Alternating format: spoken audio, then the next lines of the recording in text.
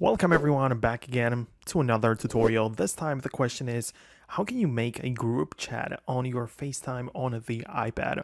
And let me make a couple of things clear at the beginning. Like, there is a difference between FaceTime and messages, right? So both platforms allow you to communicate in a group, but obviously FaceTime is for calling and messages is for chats. So it's a separate thing. It's not like you can start a FaceTime group chat and also have, like group call and everything going on. So yeah, it just works this way.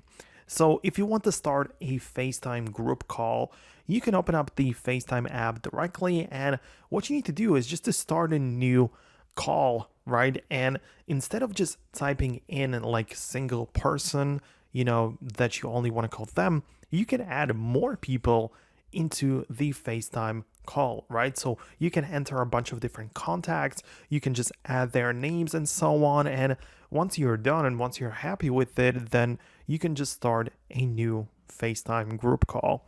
So the limit for this is 32 people, so that's pretty cool. So yeah, you can really just add a lot of people to the group call. Also, another important thing to know is that if you have a group chat in messages, right?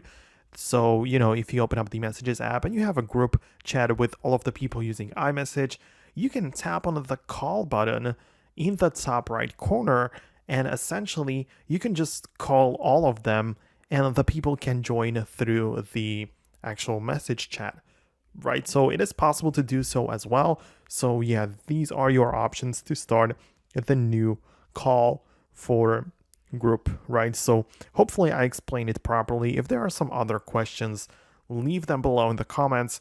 That's going to be about it from me. I hope you found this helpful. If you did, hit the thumbs up. I would really appreciate it. Go ahead and do that if you wish. Subscribe for more, and I'll see you in the next tutorial.